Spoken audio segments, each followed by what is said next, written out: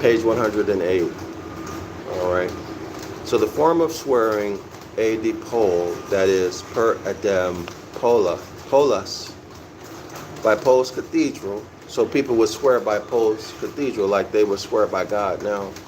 They would swear by Pol's cathedral.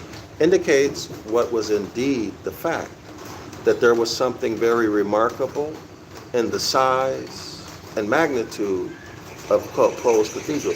What can we learn about this? We Moors are not impressed about the size of material objects. I know this to be the case, right? I know that. So that should tell you something about which group of people this is talking about, right? I don't think I have to say any more than that. Okay. As a matter of fact, I think I heard Dr. Joy DeGrasse, I don't know if I'm pronouncing her name right, but she mentioned in one of her discussions how our children are concerned with relationships, right? Whether or not somebody likes you, how you get along with other people. So that's more substance, right? As opposed to objects, you know, which would explain why we as a people didn't fight. We didn't fight over things, over objects, right? Everybody knows that. We didn't do that. That was not a part of our mindset until the takeover. Everybody knows that, right? Even right now, we're not like that, for the most part. Okay? But as I mentioned before, some of us are, but that's due to the influence. It's unnatural, okay, to be object-oriented like that. Anyway, let's continue. So the fact that they're swearing by the temple is what we're on.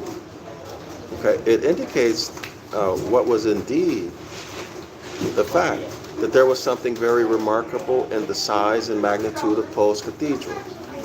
An analogy still preserved in the relative size of the Pol's cathedral continue to this day under the variously sounded but self-same meaning, name of St. Paul's Cathedral. The greatest gods seem naturally to require the greatest churches.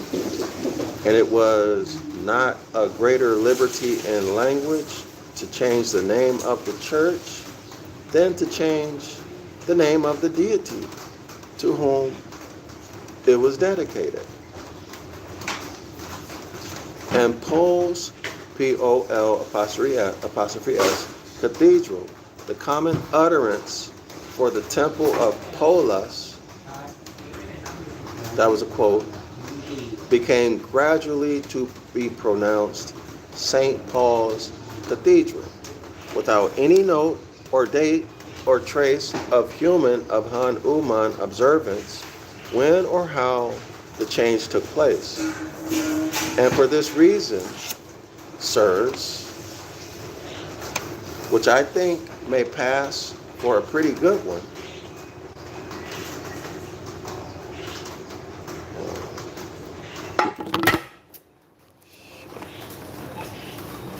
oh boy. Wait a minute, y'all. So y'all see I'm having some issues today. A lot of times, most of the time, it doesn't rain this early in the morning. But maybe there's a tropical storm. I don't watch the news, so I don't really know what's happening. But it's unusual to have rain this early in the morning.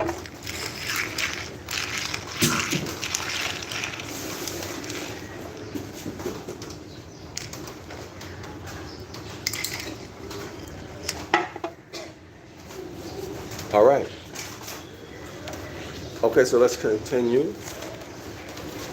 So they changed the name of the temple, of the cathedral rather, from St. Paul, actually Polis, Polak's Cathedral. They shortened it, condensed it, consolidated it to Pol's Cathedral. And then later on, they changed it to St. Paul's Cathedral. And they swear by the temple. Doesn't that sound familiar? Who was swearing by the temple in the Bible, y'all? Y'all remember what group was swearing by the temple? Remember? They were chastised for swearing by the temple. Huh? Swear by the temple, swear by the gold of the temple. I haven't thought of this stuff in a long time. Anyway, let's continue. Were they involved in law, y'all? Was that group involved in law? Think about it. Were they involved in law?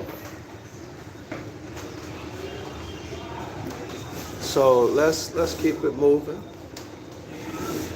All right. So without any note or any date or trace of human of human observance, of course they're talking about man, right?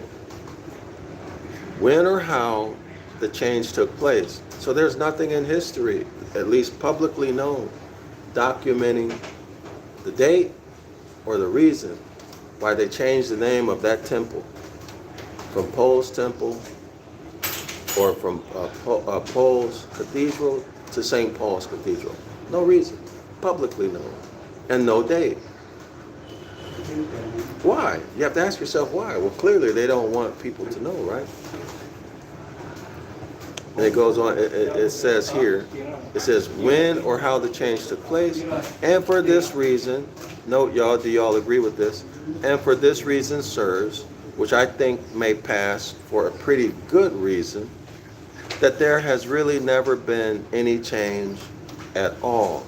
That is, the temple of the sun, that's the temple of the S-U-N, sun, considered and worshipped as in Pollux, the more easterly and brighter of the twins of May. So what is that telling you? That's telling us that Pollux is more toward the east, which would mean it's on the side of Aries.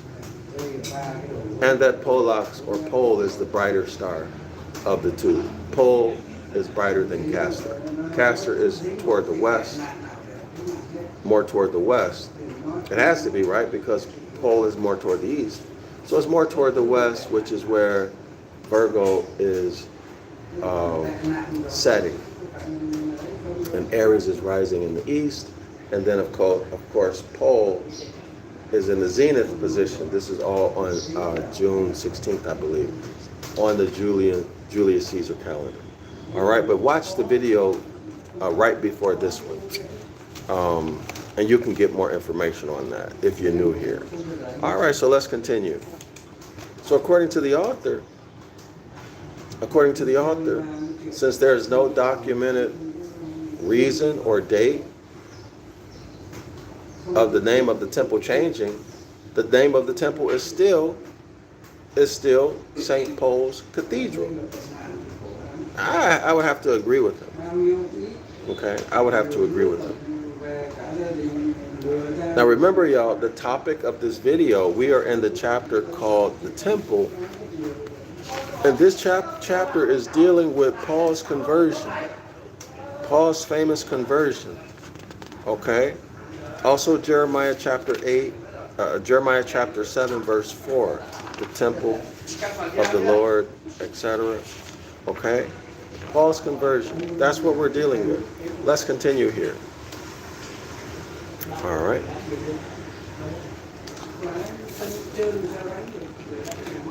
And let me go back. That there has really never been any change at all. And it is to all intents and purposes the temple of Pollux still. That is the temple of the S-U-N, sun, considered and worshipped as in Pollux, the more easterly and brighter of the twins of May. Pollux is Paul, y'all. So when you look at the, I think I posted it. When you look at the pediment at this cathedral, St. Paul or St. Paul's Cathedral, you'll see a man on a horse falling off the horse. You look directly above, you'll see the sun and the rays of the sun directly above, and then above the pyramid shape, above the tympanium, there's a statue. And this statue represents Pollux, and he has a sword in his hand pointing downward directly at Paul. Okay? That is the astronomical phenomenon, all right, that's being dealt with here. Notice the shape of a triangle, y'all. Aries rising in the east, Virgo setting in the west. So here's the base of the pyramid, and then here at the zenith is Pollux. So now you have a pyramid, hence the tympanium. Okay, hence the pyramid structure on that cathedral. Okay? And maybe that's the reason for the triangle in other structures, right? So it would be, well, I don't want to do that. Somebody might say I'm throwing up hand signals. But y'all see what I'm saying? So here is the zenith. So Pollux is here. Y'all see the pyramid? Pollux is here. This is Aries. Aries rising in the east, and this is Virgo setting in the west. Connect the dots and you get a pyramid. So at the base of the pyramid, in the image, the pediment, you will see the Apostle Paul having fallen off of his horse. Paul being Sagittarius, right? And then, of course, Pollux is the star Pollux, or pole, is represented by a statue with the sword pointing downward directly at Paul. Okay, so that's where that scene in the gospel comes from. It is purely astrological. All right? Astronomical, astrological. Hope everyone can see it. Hope y'all can see it. Okay, let's continue. It was a bishop's seat. Note, y'all, it was a bishop's, B-I-S-H-O-P'-S, a bishop's see, S-E-E. It was a bishop's see for 3 centuries before the religion of this country acquired the name Christianity. Okay, so where have we heard that word bishop before? Now, we heard of the Holy See before, right? So this is sounding like the Ptolemy, what is his name? Apis and Osiris, right? His leadership were called bishops, right? His leaders or executives, they were called bishops 325 years before JC was born. But this is saying it was a bishop's see. So what's a bishop's see? For 3 centuries, that's 300 years before the religion of this country acquired the name of Christianity. The religion of this country, he's talking about Albion, Britain today, right?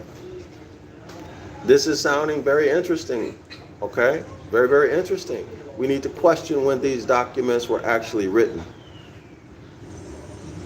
It was a bishop's see for 3 centuries, for 300 years before the religion of this country, that's Albion today called Britain, acquired the name of Christianity. So when was the name of Christianity acquired?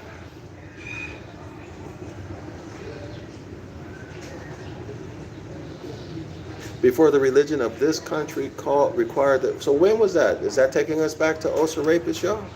The bishops of London and of York were present in the Council of Arles, A-R-L-E-S, in France, held under Constantine in the year 314, disputing about the Father, Son, S-O-N, and Holy Ghost, the Holy Spirit, though you will find that Christianity had not been preached in England and Britain and Albion before the arrival of the monk Augustine in the year 597.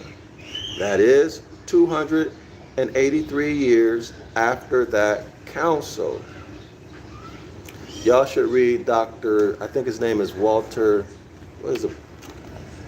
Is it Dr. Walter Williams?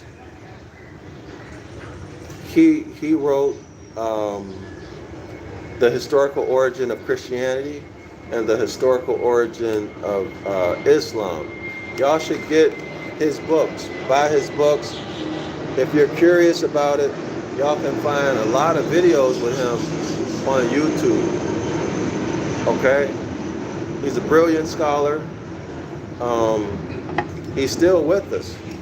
He's still with us. I think he's in his 90s now. In fact, I saw him on Sonetta this year.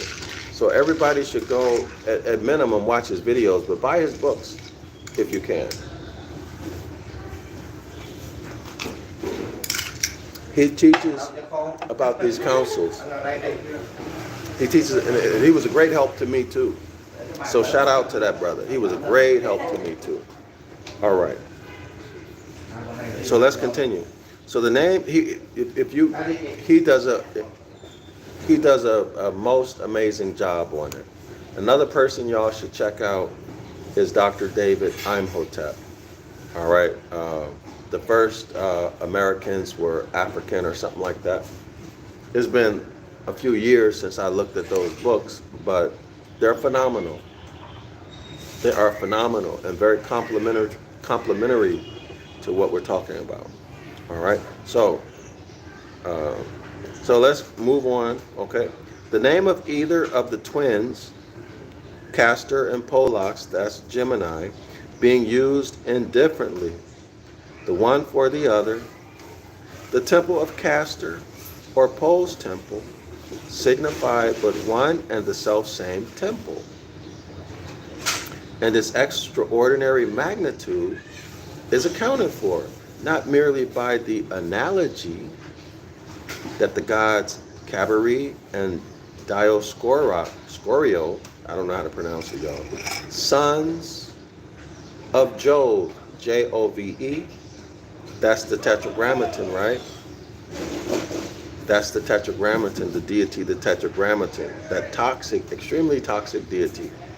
That is, these twins were distinguished as the greatest of all the gods, lowercase, but they were the great guardians of property. Y'all see that? The great guardian of property. And their temple was the general banking house. Associate this, y'all, with the gospel. Who was it that swore by the temple and the gold of the temple?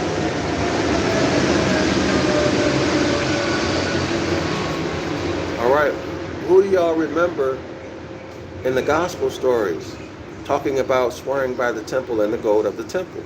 Gold represents the sun, y'all.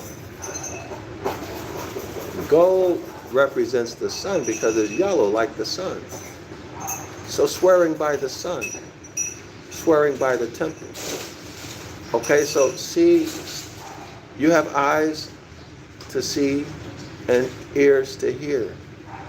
So these gold, when you see gold, a gold idol, or gold is mentioned, is referencing the S-U-N, sun, okay? It's astronomy. So they're swearing by the sun, or swearing by Zeus, swearing by Jove, Apollo, etc., okay? That is, these twins were distinguished as the greatest of all the gods, but they were the great guardians of property. Gold is property, right? Look up the definition of property in the law book. And you have to look it up in the law book.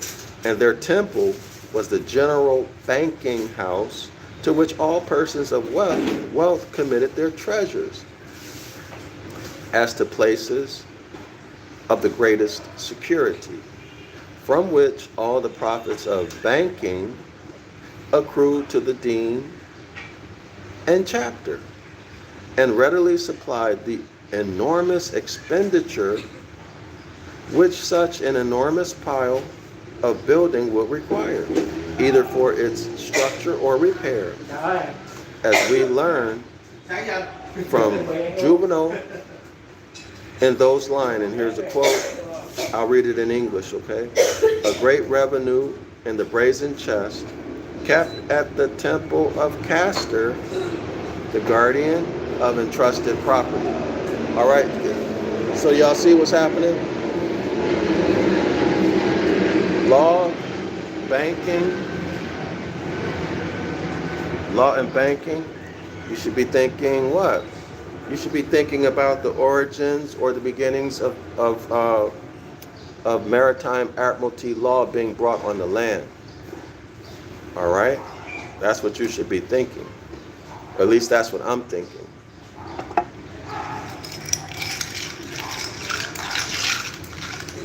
Would I have to go? Carry on? Please. Yeah. Can I have carry on? Takeaway? Takeaway? I need to, yeah. No. I need to go. Takeaway. It's incredible that they don't understand me. Takeaway. I need to. Okay, so, all right, scholars. That's okay. It's okay. No, I'm gonna go. Takeaway. You can pour it, and then I go. There's different culture. They don't understand my gestures. But then I should learn the language, but I don't really have interest to learn. As they say in the East, I'm lazy to learn.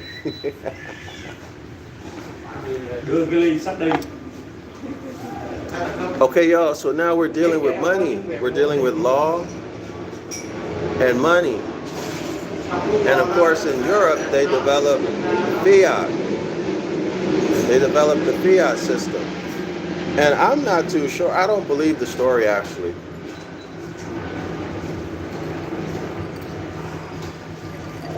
There's no way I'm going to give someone my physical gold for them to keep it for me under the belief that it's more secure with them. How many of y'all would do that? Would you take your physical gold and give it to someone and think that it's more secure with them, y'all? Would y'all do that? Would you? That's like giving someone your power. No, the only way that's going to happen, in my opinion, is that if someone has power to take it and you don't have a choice. Right? So this whole story about the Rothschilds and how they came up with the fiat system, you know, the gold was too heavy to carry in your pockets, and that's a bunch of garbage. Ask yourself, would you do that? Would you rather carry around heavy gold or protect it at your own place by your own means? Or would you rather give it to a complete stranger or even somebody you know and let them hold it and protect it, and then they give you a sheet of paper? How stupid can you be? But see, in the public school system, we're not taught to analyze these things. We're taught to just accept it as being the fact, okay? But you got to be out of your mind. So, for example, let me put it in different terms. How many of you would give somebody, let's say, $10,000, and they give you in return? Now they're going to keep it for you. They're going to keep it for you. And don't think, yeah, they're going to keep it for you and protect it, right?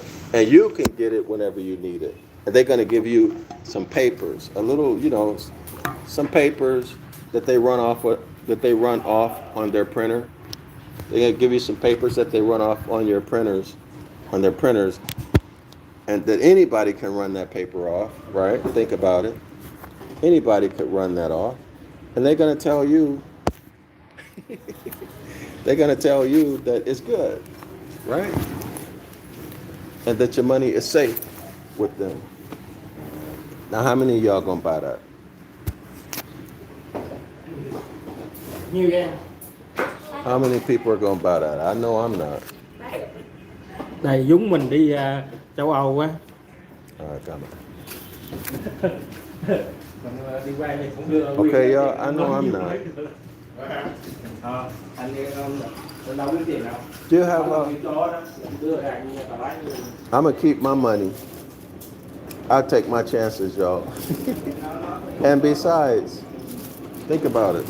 Unless you live in a society where people are robbing and stealing like that, you don't have anything to worry about. Right? So in the Americas, it's commonly known that we had so much gold that we would give it away. It didn't really have value. It was really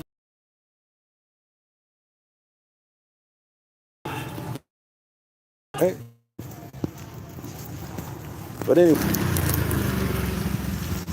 yeah, I didn't accomplish anything that I wanted to today in terms of getting through the book, but it'd be like that sometimes, But the important thing, the takeaway from today's lesson is that these lawyers are in charge of banking. So y'all see that goes back a long way, and it has its origin. It has its origin in astronomy or astrology.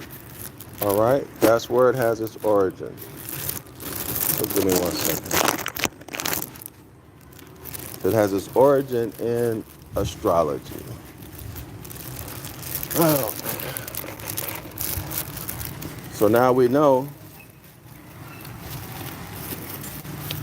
why things are the way they are right now. Why anytime you deal with money, you got to deal with lawyers. Anytime you're dealing with banking, you're dealing with lawyers, right? And it's all a scam. Islam to all the Moors. Thanks again, everybody, for your support and for your interest. And I'll be back in a couple hours. I think in about 3 hours I'll be back. 4 hours. 3.5 hours. Shalom and Islam.